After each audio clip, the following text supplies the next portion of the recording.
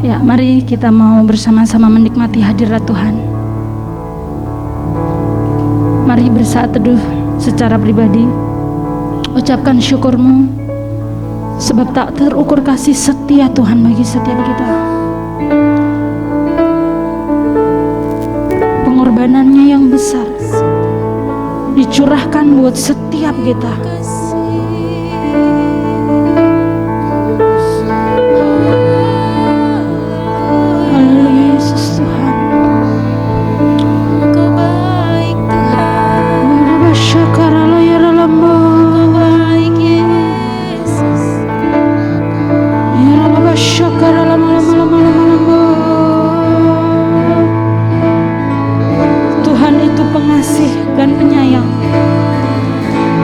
Sabar dan besar kasih setianya bagi setiap kita.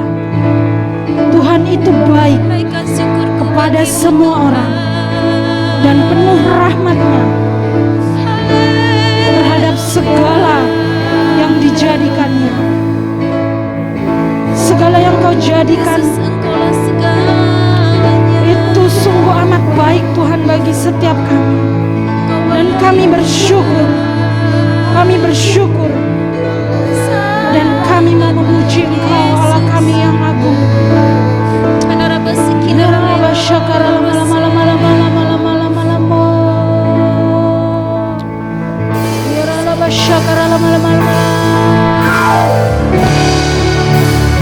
Tak terukur kasih setiamu bagi kami Tuhan.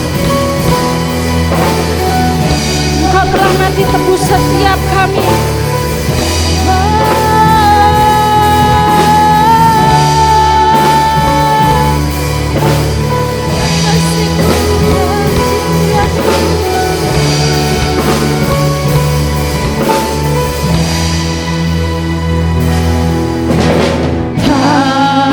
Terukur kasih-Mu Yesus, Kau telah mati gantikan diri-Mu.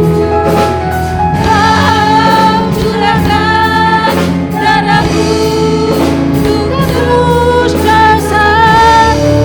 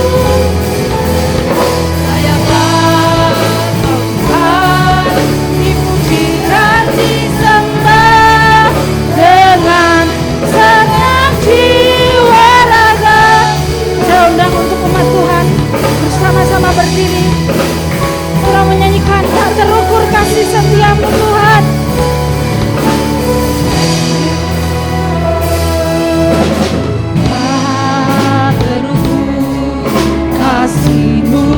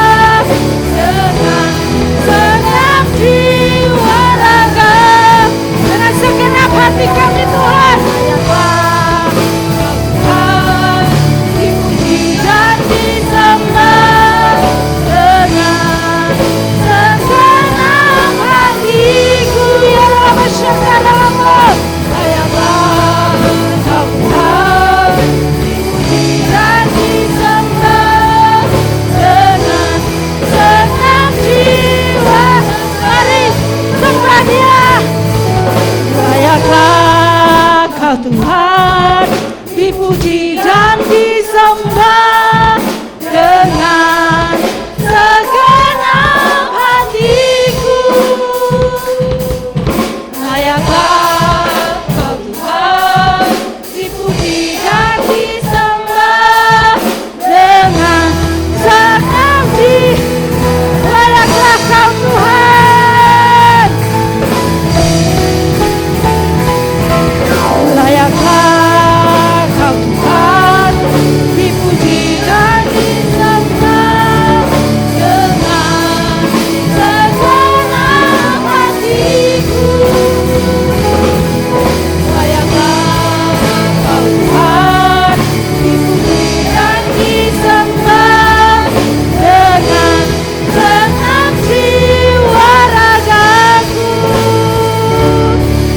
dengan segenap jiwa ragaku, dengan segenap jiwa ragaku.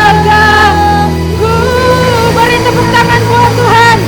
Haleluya, haleluya, haleluya. Haleluya, syakarallah. Haleluya, haleluya.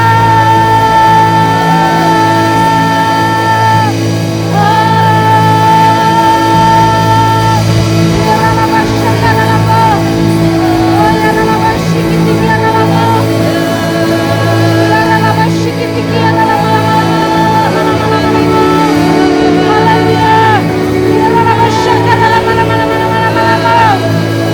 syikitikiyarallah. Haleluya, haleluya. Segala puji, segala hormat bagimu.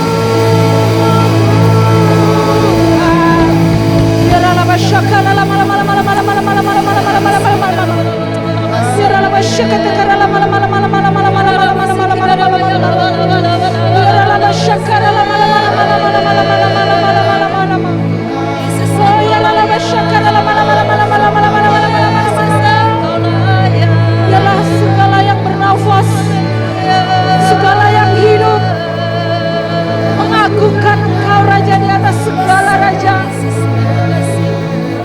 Sebab Engkaulah yang kudus. Biarlah masyarakat biarlah masyarakat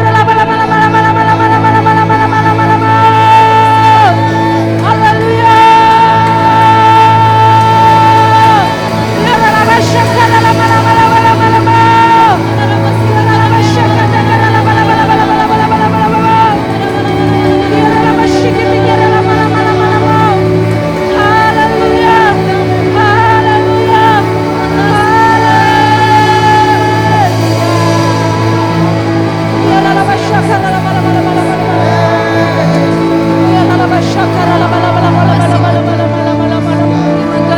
Biarlah masyarakat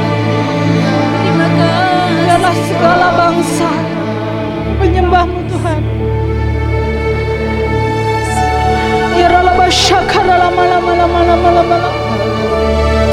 Allah yang kudus, biarlah kami boleh sujud di hadapan tata-Mu yang maha tinggi. Biarlah masyarakat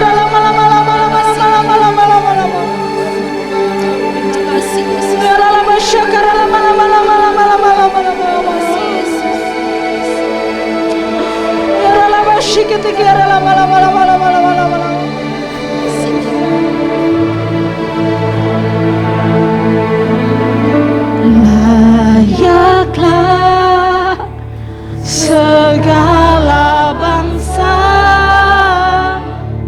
sujud kepadamu,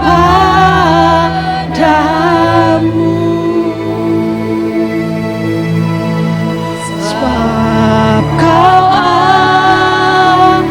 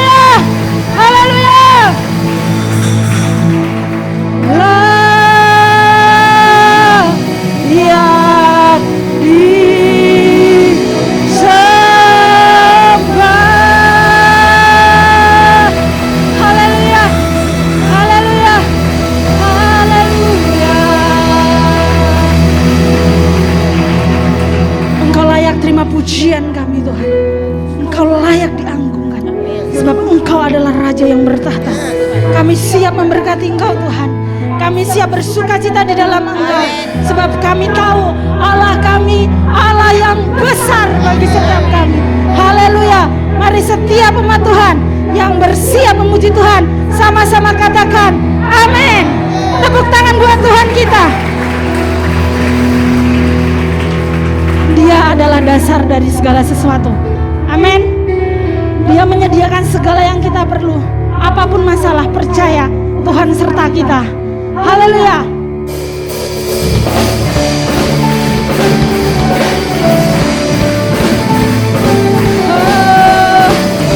Apa yang tidak pernah kita pikirkan, Tuhan sediakan bagi setiap kita.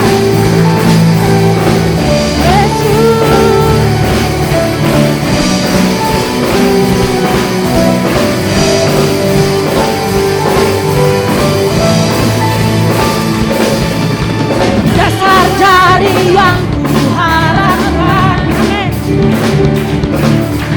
bukti dari segala yang tak terlihat.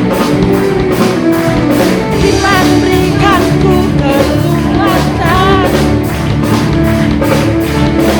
melakukan berkat bersama Roh-Mu Tuhan. Bersama Roh. Katakan, kami pasti menang.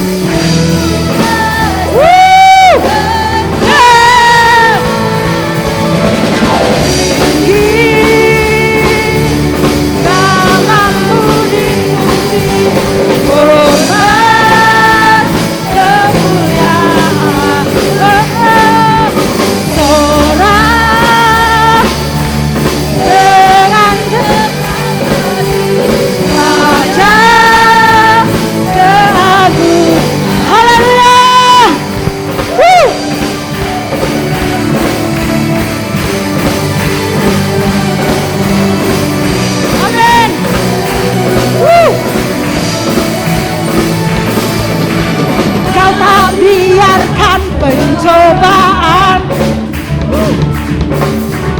melebihi batas Dia yang beri kita kemuliaan, yang berikanku kemuliaan,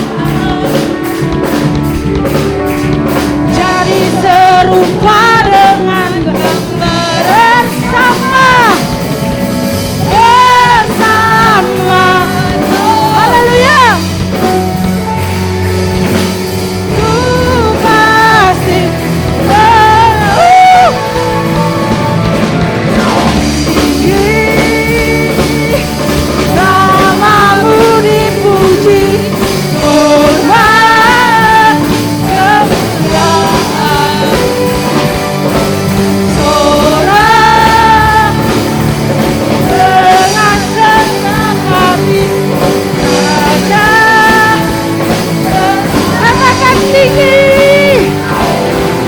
Tinggi.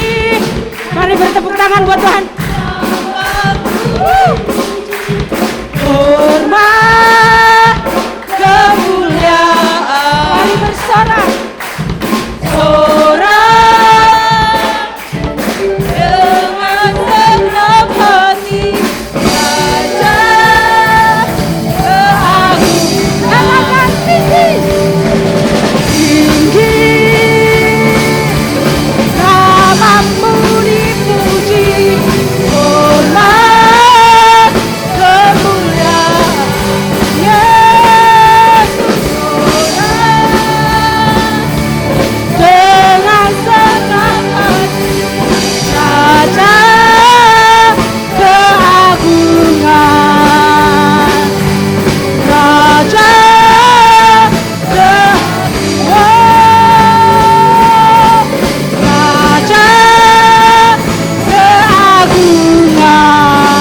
Haleluya. Haleluya. Haleluya. Silakan duduk saudara yang kasih Tuhan.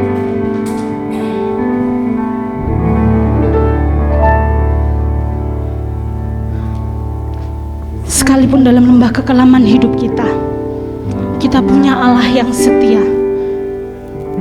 Dia adalah Allah yang berjanji Dan Dia juga Allah yang akan menepati.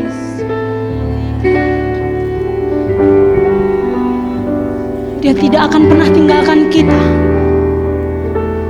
sebab janjinya Dia akan selalu menyertai hidup kita. Ya Rabba Syakaramu. Sekalipun ku berjalan dalam lembah gelap,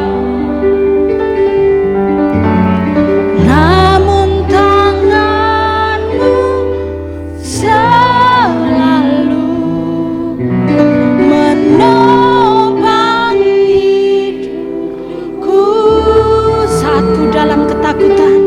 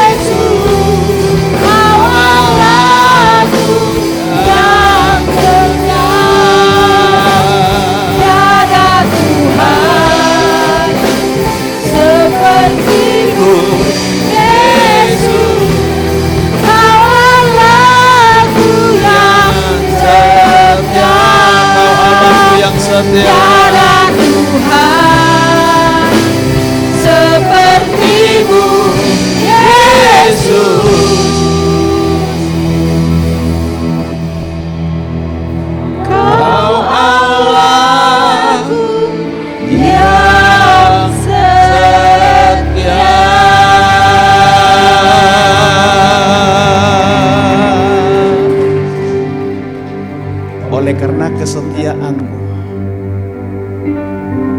kami boleh tetap berani menghadapi tahta-Mu yang kudus, mengangkat tangan kami, mengangkat hati kami, dan berseru, Engkau adalah Tuhan, Bapa yang mengasihi kami, dan kami kami adalah anak-anak-Mu, putra dan putri-Mu.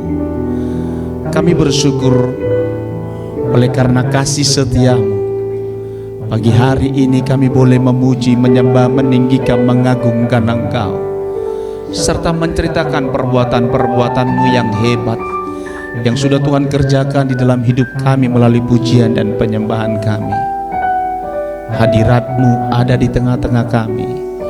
Hadirat-Mu memulihkan kami. Hadirat-Mu menyembuhkan kami. Hadirat-Mu memberkati kami. Terima kasih Bapa. Sebentar kami mau dengarkan firman-Mu. Berfirmanlah kepada kami. Kami siap untuk mendengarkannya. Memberkati dan mengurapi kami semua. Dalam dan demi nama Yesus kami berdoa. Sambut firman Tuhan. Haleluya. Amin. Silakan duduk. Shalom. Ya, selamat pagi buat kita semua. Pagi hari ini saya ingin menyampaikan satu renungan firman Tuhan, yaitu percaya kepada Yesus. Kita lihat dulu satu kebenaran firman Tuhan yang diambil dari kitab Filipi pasal yang keempat ayatnya yang keenam. Filipi pasal 4 ayat yang keenam dikatakan di sana, janganlah hendaknya kamu khawatir tentang apapun juga, tetapi nyatakanlah dalam segala hal keinginanmu kepada Allah dalam doa dan permohonan dengan ucapan syukur. Garis bawahi kata janganlah kamu khawatir. Saudaraku yang terkasih di dalam Tuhan, beberapa waktu yang lalu di beberapa kelompok kami sharing tentang ketakutan atau kekhawatiran. Dari rombongan atau kelompok dari grup ini, mereka sepakat, dan akhirnya pun saya ikut sepakat dengan catatan, yaitu bahwa rasa takut atau khawatir itu adalah sesuatu yang normal atau wajar. Ya Pak ya? Iya. Kenapa? Karena itu menunjukkan, perhatikan, karena berapa banyak penjelasan kayak gini. Dengan rasa takut atau rasa khawatir itu membuat kita semakin berjaga-jaga, itu membuat kita semakin bergantung kepada Tuhan dan lain sebagainya, kan begitu itu alasannya. Makanya Bapak katakan tadi, akhirnya Bapak sepakat dengan bahwa takut atau kekhawatiran yang kita alami itu adalah sesuatu yang wajar dan normal sebagai manusia. Oke? Jadi Bapak kembali menjelaskan dan mempertegas, rasa takut dan khawatir itu adalah hal yang wajar dan normal bagi kita sebagai manusia yang terbatas. Ada men? Sebagai manusia yang terbatas, wajar enggak kita takut? Wajar enggak kita khawatir? Wajar. Tetapi ada kata tetapinya, saudaraku yang terkasih. Tuhan mau supaya setiap saudara dan saya sebagai orang percaya, sebagai milik kepunyaannya, sebagai anak-anak Tuhan, sebagai putra dan putrinya, saudara tidak hidup di dalam kewajaran.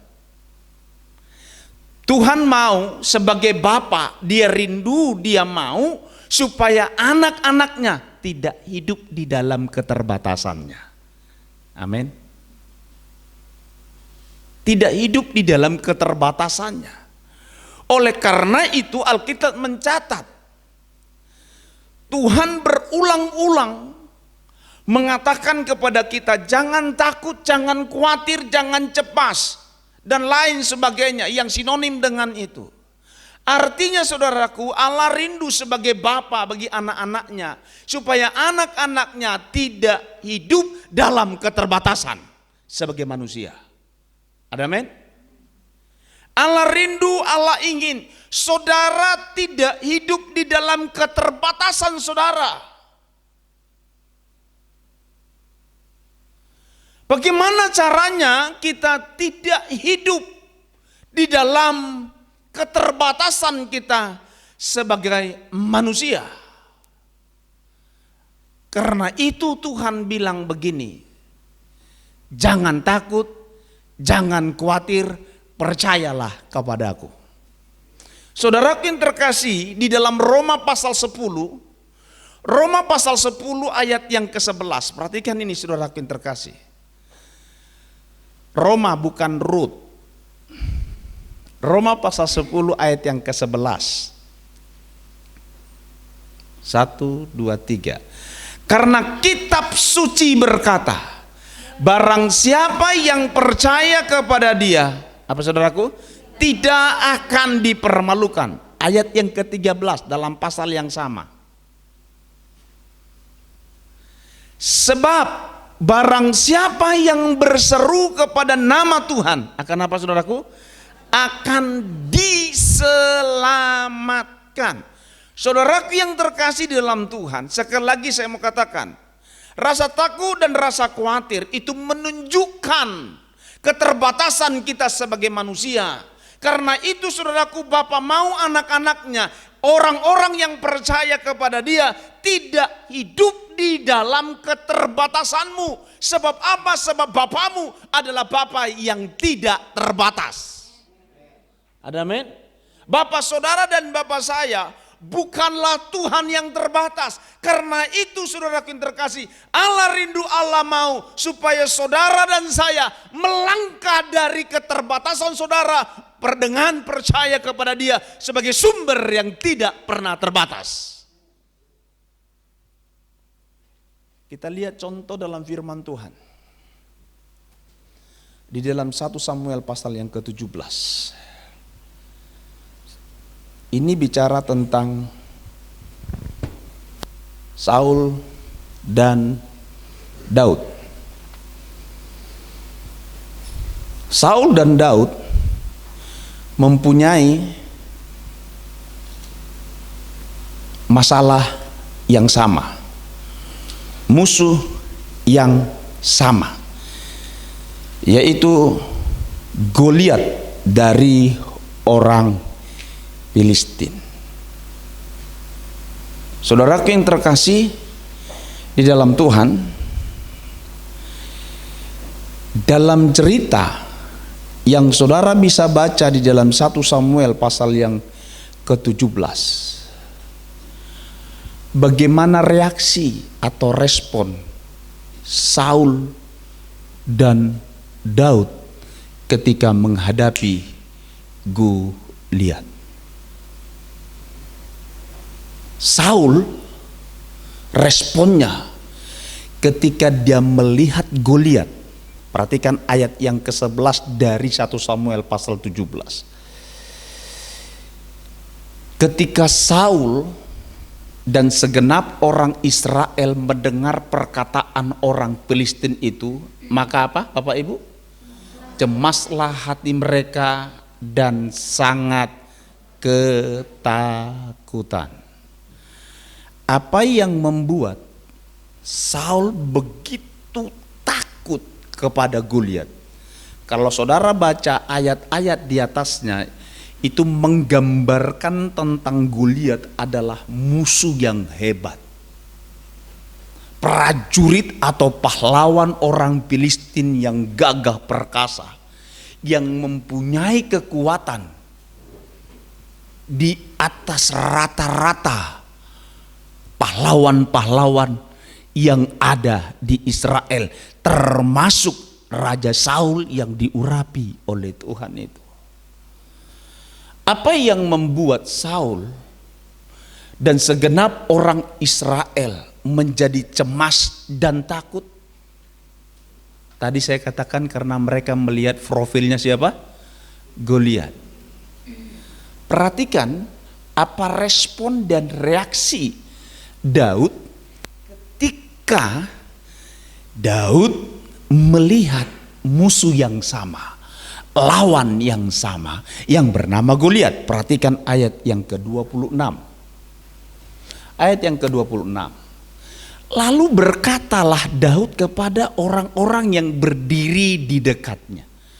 Apakah yang akan dilakukan kepada orang yang mengalahkan orang Filistin itu dan yang menghindarkan cemooh dari Israel? Siapakah orang Filistin yang tak bersunat itu, sunat ini, sampai ia berani mencemooh barisan daripada Allah yang hidup? Kita lihat kata-kata daripada Daud ketika dia mendengar, ketika dia melihat Goliat. Saudaraku terkasih, tidak ada gambaran kecemasan, tidak ada gambaran ketakutan dari kata-kata yang diucapkan oleh Daud. Walaupun saudaraku musuh yang sama yang dilihat oleh Saul, saudaraku yang terkasih, tidak kurang, tidak lebih, sama. Tetapi di sini kita melihat Daud dari kata-katanya tidak menunjukkan dia takut ataupun cemas terhadap Goliat yang besar itu, pahlawan orang Filistin itu. Apa yang membuat perbedaannya? Yang membuat perbedaannya bukan musuhnya, tetapi yang membuat perbedaan antara Saul dan Daud, yaitu fokus mereka. Itu yang membuat perbedaannya. Fokus Saul itu kepada Goliat. Fokus Saul itu kepada Goliat yang besar, pahlawan Israel. Tapi fokus Daud bukan kepada Goliat, tetapi kepada Tuhan yang jauh lebih besar dari Goliat.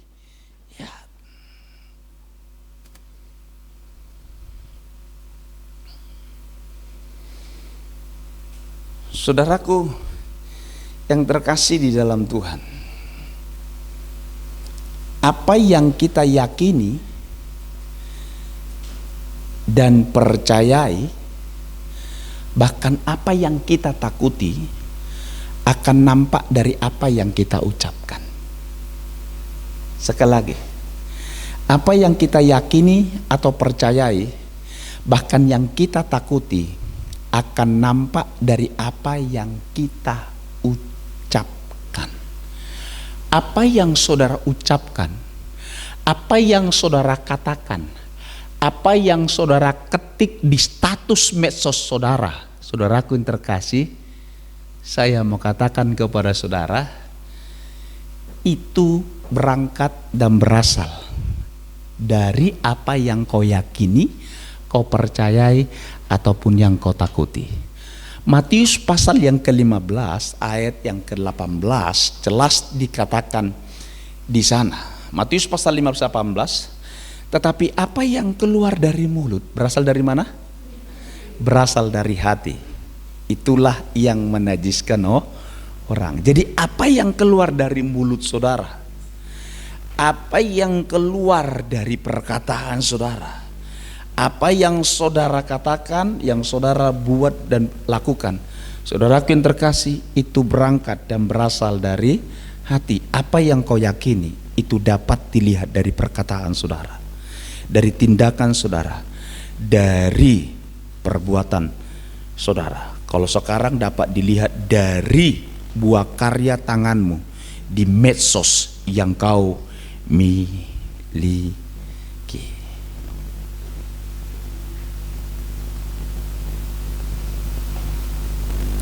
Kita melihat bahwa janji Tuhan di dalam Roma pasal 10, 11 dan 13 tadi, ya dan amin, bahwa dia tidak mempermalukan orang yang percaya kepadanya, dan orang yang berseru kepadanya, saudaraku, akan diselamatkan, akan ditolong oleh Tuhan. Perkataan yang diucapkan oleh Goliat, oleh Daud itu, saudaraku, menggema ke seantero Israel. sampai perkataannya itu kedengaran kepada Raja Saul. Siapa bocah dalam tanda kutip bocah tengi itu? Panggil kemari. Sebenarnya Saul manggil itu bukan karena dia percaya kepada Saul, tapi dia penasaran dan ingin mengolok-olok si Saul. Si Daud, saudaraku yang terkasih. Itu dapat saudara baca mulai ayat yang ke-33. Apa yang dilakukan oleh Saul, saudaraku terkasih dalam Tuhan? Dia mengolok-olok si Daud, bahkan dengan memberikan jubah perang Saul. Saul saja tingginya di atas rata-rata seluruh orang Israel, sebahu ke atas. Saudara kebayang enggak? Saul tahu enggak kalau Daud itu adalah anak muda yang kemerah-merahan seperti saya?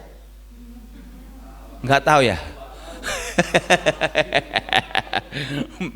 Ini masih anak muda loh, umur sampai 65 itu masih muda kata WHO, saudara kita kasih. Kemerah-merahan saudaraku, dan tingginya juga enggak setinggi daripada Raja Saul. Tapi tetap, iya betul kok kayak Hoeria, lupa saya.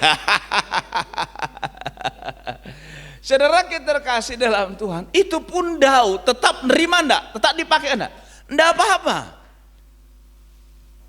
Tetapi saudaraku, walaupun dia diperlakukan, walaupun dia diolok-olok, walaupun dia diremehkan, dipandang sebelah mata oleh karena imannya kepada Tuhan, itu tidak membuat Daud undur, itu tidak membuat Daud menjadi kecewa.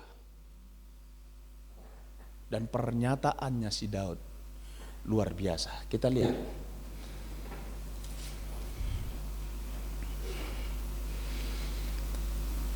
ayat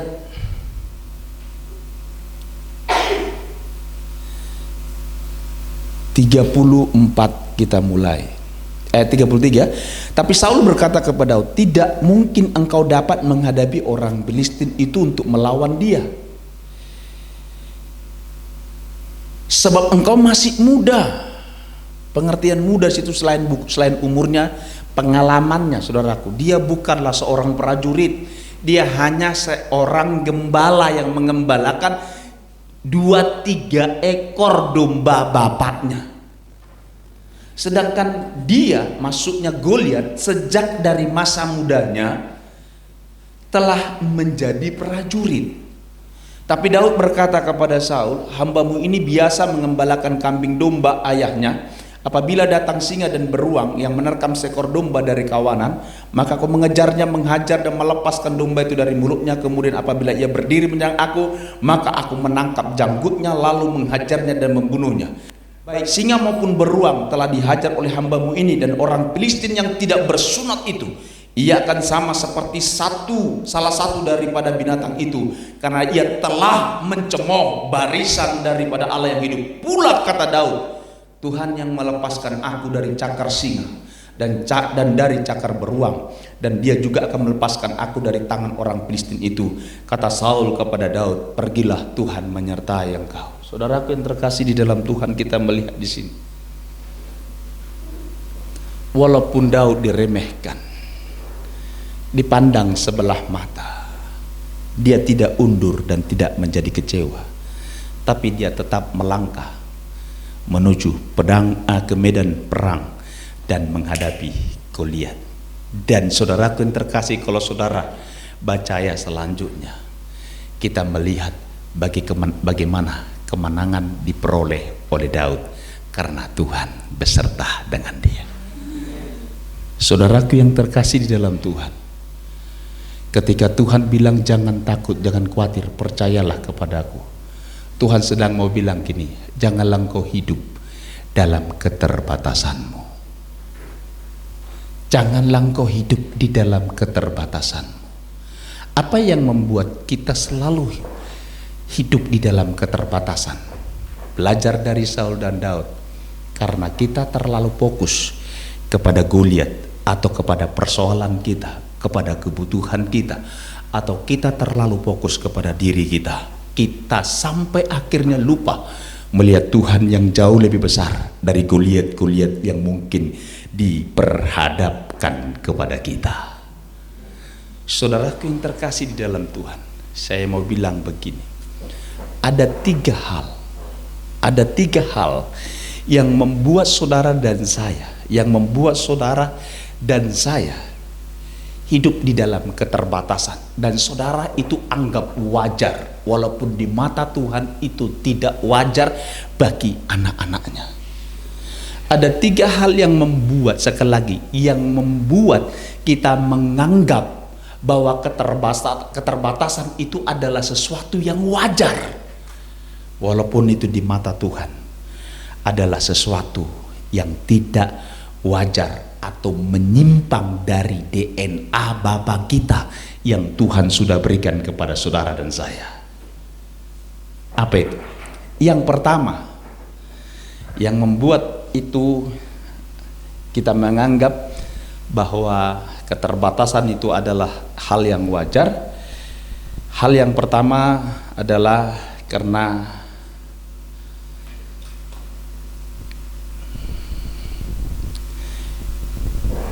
yang membentuk itu, yang pertama adalah pergaulan saudara. 1 Korintus 15:33 bilang begini, pergaulan yang buruk akan merusak kebiasaan yang baik. Pergaulan saudara itu seringkali akhirnya membentuk kita dan menganggap bahwa keterbatasan itu adalah sesuatu yang wajar. Nanti mungkin saya akan bagikan di grup, ada salah satu khotbah. Ini mungkin pengkhotbah ini viral, seorang wanita cantik, muda, pinter lagi. Kalau saya belum menikah, mungkin saya mau kenalan sama dia.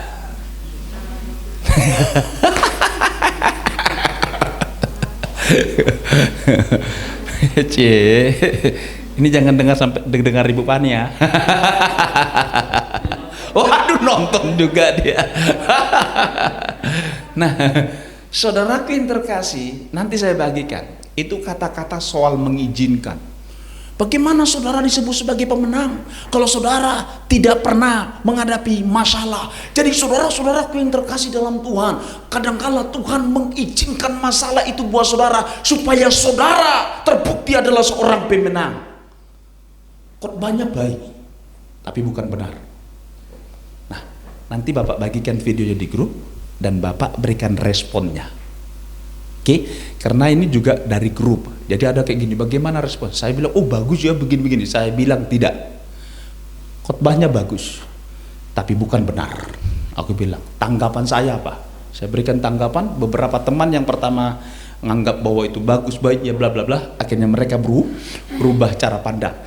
Dengan perubahan cara pandang itu, saudaraku, kami lebih asik, Bapak lebih asik lagi berdiskusi bagi mereka tentang firman Tuhan yang hidup, yang benar dari kacamata setelah salib. Dan saudaraku yang terkasih dalam Tuhan, saksikan nanti setelah pulang ini Bapak akan bagikan, Bapak sharekan itu, dengarkan tuh dulu videonya, terus yang kedua tanggapan yang akan Bapak berikan. Nah, saudaraku yang terkasih, seringkali akibat salah pergaulan, jadi seringkali kita menganggap keterbatasan itu adalah merupakan sesuatu yang wajar, atau saudaraku, kata-kata istilah mengizinkan itu seolah-olah adalah sesuatu, menjadi sesuatu yang biasa, atau saudara menganggap itu kebenaran. Tuhan mengizinkan. Jadi seolah-olah saudaraku yang terkasih dalam Tuhan, itu adalah merupakan sebuah kebenaran bahwa Allah lah yang mengizinkan semua masalah, persoalan, kesulitan, bencana dan lain sebagainya yang terjadi dalam kehidupan kita manusia. Saudara tahu apa kata lain dari kata mengizinkan? Apa? Menyetujui. Saudara yang terkasih dalam Tuhan, oleh karena itu hal yang pertama, pergaulan saudara perlu saudara jaga. Karena pergaulan saudara yang terkasih itu akan membentuk saudara untuk menganggap bahwa khawatir, takut itu adalah hal yang wajar. Memang wajar sebagai manusia yang penuh dengan keterbatasan, tapi Bapamu rindu, kepingin saudara tidak hidup di dalam kewajaran. Dia rindu saudara mengalami ketidakterbatasan Tuhan dan Bapakmu dengan kau percaya kepada Dia. Yang kedua adalah apa yang kau dengar. Roma pasal 10 ayat 17, iman itu timbul oleh karena pendengaran akan firman Kristus. Oleh karena itu perhatikan cara saudara mendengar dan apa yang kau dengar. Yang ketiga, yang membentuk, di mana kita menganggap bahwa hidup di dalam keterbatasan itu adalah hal yang wajar sebagai orang percaya. Yang ketiga adalah apa yang menjadi kesukaan saudara. Nggak salah hobi. Kalau saudara suka olahraga, monggo silakan. Kalau Ibu Cen-Cen sudah tahu apa sukanya? Uang. Nggak salah. Dia suka uang. Hanya kalau ada Cen-Cen sekarang pasti bilang, apa yang sukamu? Aku maunya uang. Saudara terkasih, tidak salah. Tetapi jangan sampai kesukaan saudara membentuk saudara yang menganggap bahwa rasa takut, khawatir itu adalah sesuatu yang wajar. Jangan sampai saudara kesukaan saudara membentuk kita bahwa hidup di dalam keterbatasan itu adalah sesuatu yang wajar bagi kita sebagai orang percaya. Apa yang terjadi kalau saudara menganggap itu adalah sesuatu yang wajar? Maka saya mau katakan kepada saudara, kalau saudara menganggap itu adalah merupakan sesuatu yang wajar, maka saudara akan mengalami atau kehilangan sukacita di dalam hidup saudara. Sama seperti Saul dan seluruh rakyatnya, mereka hidup di dalam ketakutan berhari-hari dan berminggu-minggu. Mereka kehilangan sukacita, mereka kehilangan damai sejahtera. Oleh karena apa saudaraku terkasih? Sekali lagi, oleh karena ketakutan. Oleh karena apa? Oleh karena mereka memandang dan melihat keterbatasan mereka. Mereka lupa ada Tuhan yang besar bersama dengan mereka. Yang kedua saudaraku, apa yang terjadi kalau saudara hidup di dalam keterbatasan? Yaitu saudara kehilangan hikmat. Saudara tidak pernah lagi tahu, saudara akan sulit dan sukar untuk menjadi orang yang bijaksana. Bukankah firman Tuhan dalam Amsal pasal yang pertama ayat yang ke-7, permulaan hikmat adalah takut akan Tuhan.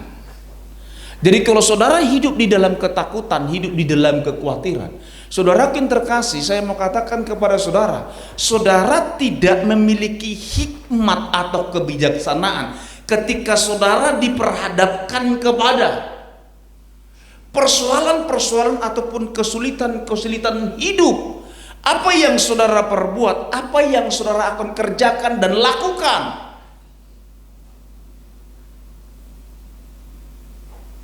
Seperti yang Bapak bilang kemarin, rupanya orang ini baru ketemu, nggak tahu baru ketemu kemarin itu video kita, jadi bilang, Pak, Bapak kemarin yang bilang tentang itu ada masukan tentang kesaksian saya. Saya bilang kayak gini, macam kau aja yang punya kesaksian seperti itu. Kayak gitu. Orang lain juga banyak. Yang begini yang saya katakan saudaraku terkasih dalam Tuhan, yaitu dimana saudara pasti akan bisa akhirnya memilih, bisa tahu mana yang, kalau saudara memiliki hikmat, maka saudara pasti akan bisa membedakan mana yang baik, mana yang tidak baik, mana yang bermanfaat, mana yang tidak bermanfaat. Kemarin saya sharing sama JJ, dia belajar jadi orang yang dewasa. Yang pertama kayak gini, apa yang baik dan yang tidak baik. Kalau memang tidak baik, tidak perlu diinformasikan atau disampaikan atau diteruskan beritanya. Benar gak? Yang kedua, kalau baik, bagus, bisa disampaikan. Tetapi dengan catatan, apakah yang baik ini bermanfaat atau tidak? Benar tidak?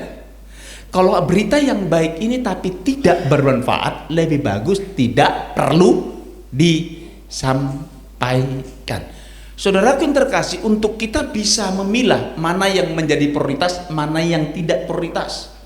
Saudaraku yang terkasih, orang yang bisa melakukan itu adalah orang yang memiliki hikmat atau kebijaksanaan. Orang yang memiliki hikmat dan kebijaksanaan, dia pasti bisa mengatur hidupnya, mengatur pola hidupnya, dan juga dapat mengelola waktu yang Tuhan berikan, yang Tuhan percayakan kepada dia. Tapi mengapa banyak gereja Tuhan, mengapa banyak anak-anak Tuhan kehilangan hikmat dalam hidup mereka, tidak memiliki kebijaksanaan lagi?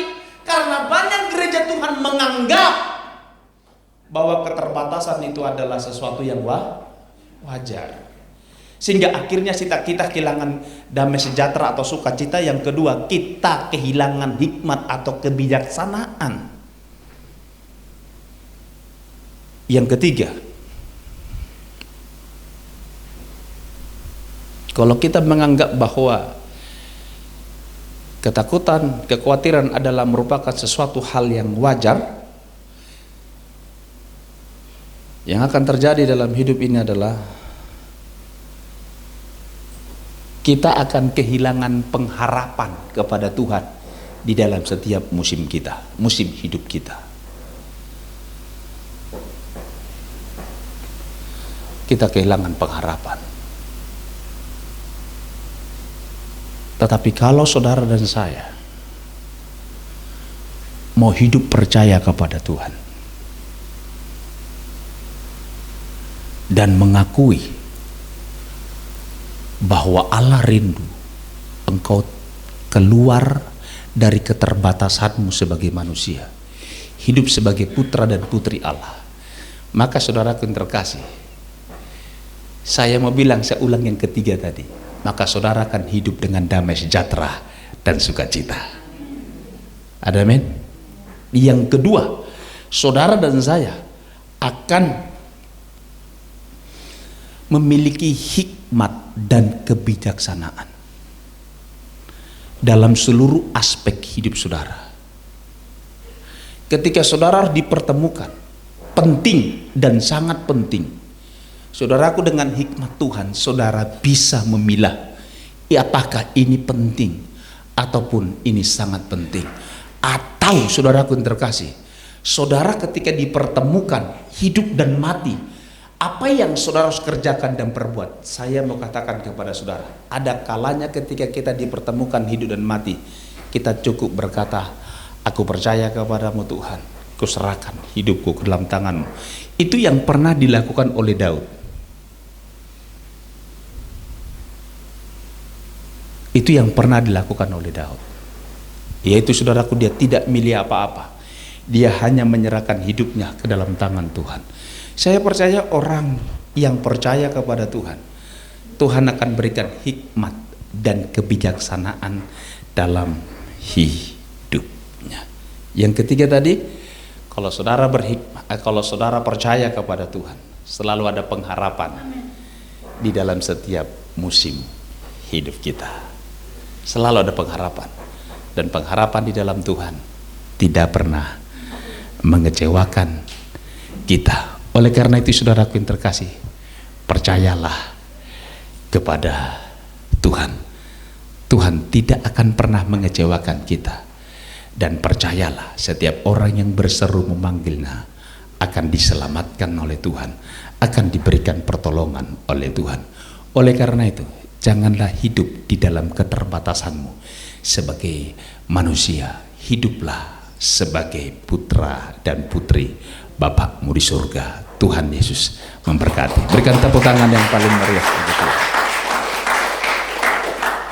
Kita tundukkan kepala, kita berdoa.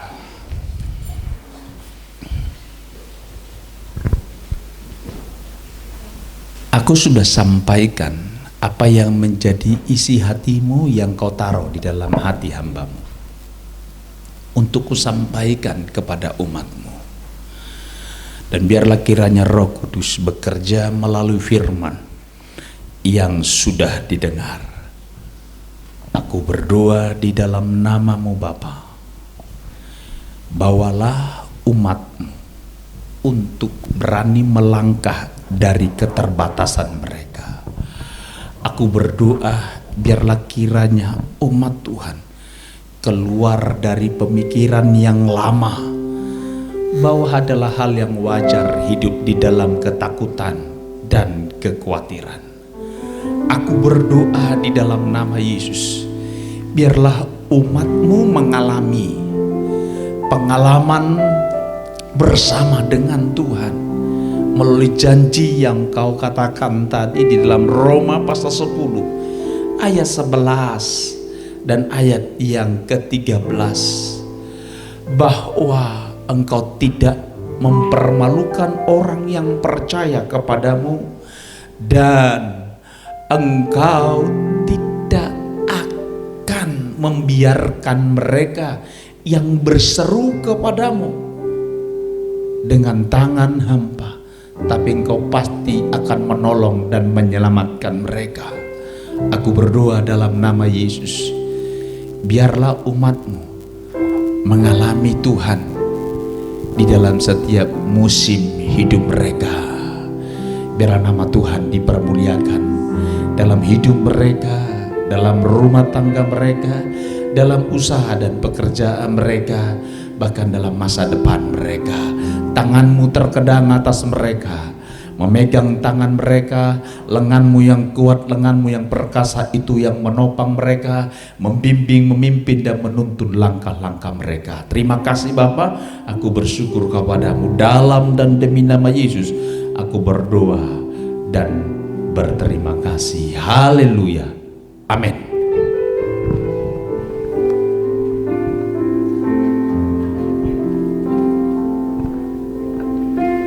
Shalom saudara terkasih dalam Tuhan.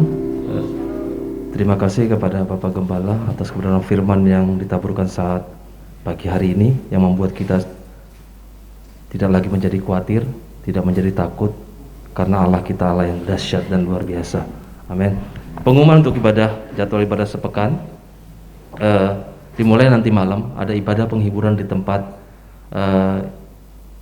Mama Ari dan Ayu atas meninggalnya almarhum Pak Yulianto. Jadi kita akan melayani penghiburan di sana jam 7 malam hari ini, nanti malam jam 7 malam, dan juga hari Kamis pada hari yang ke-7 tetap jam 7 malam juga. Kami mengharapkan kehadiran jemaat semua boleh ambil bagian di dalamnya. Kemudian ibadah yang kedua, Selasa ada komsel di pos masing-masing. Hari Kamis ada latihan tim profetik jam 4 sore. Dan kemudian kembali diumumkan bahwa bagi jemaat yang membutuhkan jemputan untuk ke gereja pada hari Minggu bisa menghubungi Bapak Heri. Dan kemudian mulai minggu depan persembahan akan dijalankan seperti biasanya, bukan lagi maju ke depan tetapi dijalankan. Saya untuk itu dimohon asyir nanti boleh diatur ke depannya, jadi persembahan tidak lagi maju ke depan tetapi akan dijalankan kembali seperti biasanya. Itu saja. Mari kita terus bantu doa untuk gereja agar bertumbuh di dalam kualitas dan juga kuantitas, kemudian untuk bangsa dan negara kita agar boleh terjadi pemulihan yang cepat atas pandemi ini, dan pemimpin-pemimpin kita diberikan hikmat kebijaksanaan untuk menjalankan roda pemerintahan dengan baik. Sebentar kita akan memberikan korban syukur kita berdoa. Segala pujian, hormat dan syukur kami bagimu Tuhan. Terima kasih buat anugerah kebaikan-Mu. Engkaulah yang memberkati kami, menyertai kami, memberkati apa yang kami lakukan, kerjakan, dan membuat kami berhasil dan beruntung. Terima kasih Bapak. Sebentar kami akan memberikan korban syukur kami. Hati kami mau melimpah dengan sukacita oleh karena Engkaulah yang telah memberkati kami. Dan biarlah Engkau disukakan, Engkau dipermuliakan di dalamnya. Kami mau memberi dengan ucapan syukur, dengan sukacita, di dalam nama Tuhan Yesus kami berdoa. Haleluya. Amin.